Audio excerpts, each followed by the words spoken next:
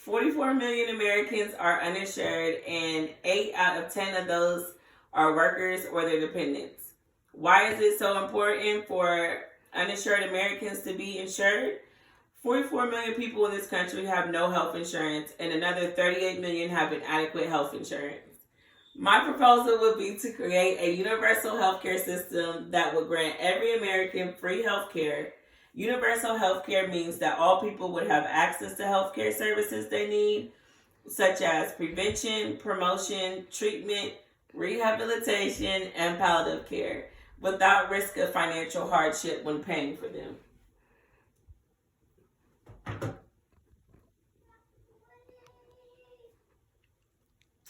Some of the pros and cons of having a universal healthcare system. Some of the pros would be the lower healthcare costs for an economy. It forces hospitals and doctors to provide the same standard of care at a low cost.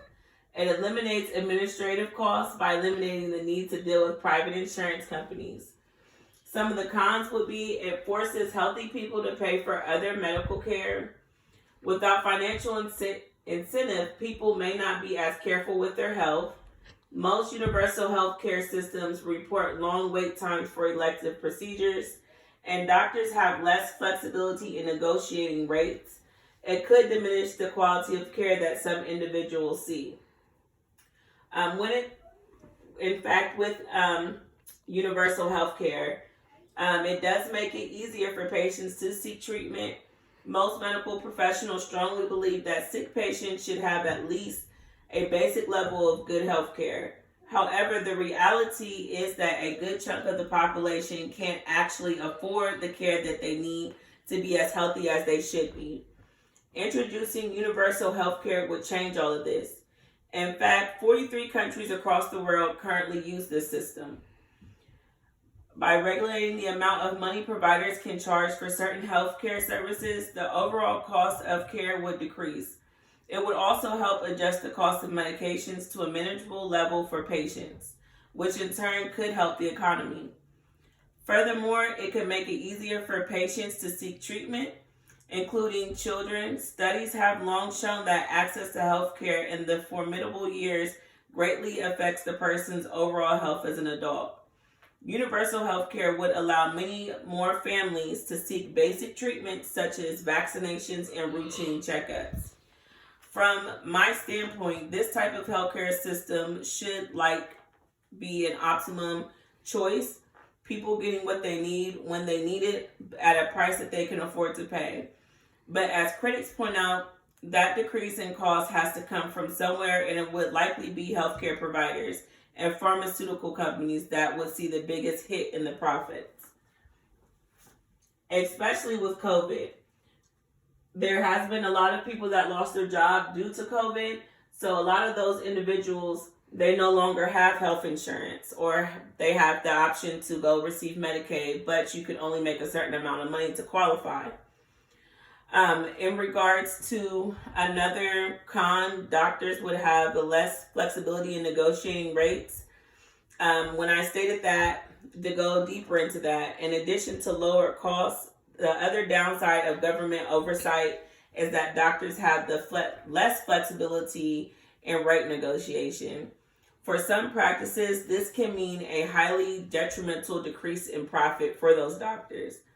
With a single payer healthcare system, government bodies determine the actual amount a doctor can charge for service. This is a stark contrast to the current system, where medical practitioners set their own fee schedules and then negotiate rates for specific services with insurance companies. The only variance to this is providers who accept Medicaid. In this case, the rules are the rules, and the providers are only paid if they follow them exactly. For many doctors who already accept this type of coverage, Medicaid, the thought of changing to a single payer system really isn't as scary as they are pretty much used to. The only difference would be that there would be no private party insurance to help offset the lower billing amounts. It could increase the demand for medical services. As I've already discussed, proponents of universal health care system allege that benefit The biggest benefit to this type of system is that it could make medical services affordable for more patients. In turn, this means more people seeking out healthcare who might have attempted self-care or no treatment at all. For those in certain specialties, practices such as orthodontist or plastic surgeon, this has a good chance of meaning an increase in the number of patients.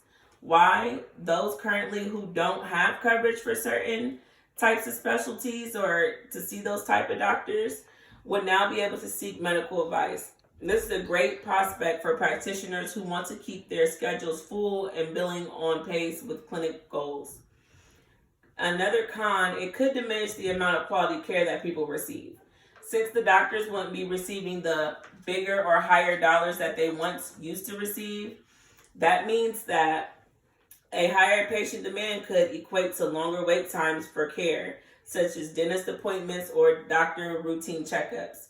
In countries where universal health care is present, it isn't unheard of for patients to wait anywhere near 2 to 3 hours to see a specialist. For providers, this increased demand creates a massive burden as to how categorize patients in a manner that allows those with most critical needs to benefit from treatment first. Furthermore, an increased strain on medical practices and clinics means less personalized care and an increased chance of a mistake or malpractice, such as a med error or anything in that nature. Another little known side to a single healthcare payer system is that there are budget gaps. In Canada, where the system has been around for years, all Canadians have free healthcare.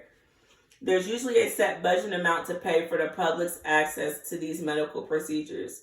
When that cap is met, there's no room for more. This leaves patients needing the surgeries and other treatments waiting until the next year where the budget is released. In turn, the overall quality of care becomes diminished for those who desperately need the services the most.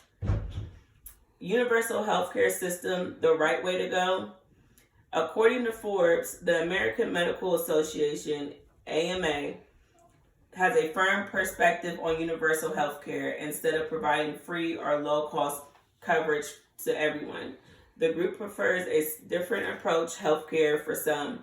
With this approach, private insurances would still stay in business and be able to be there for those who need it.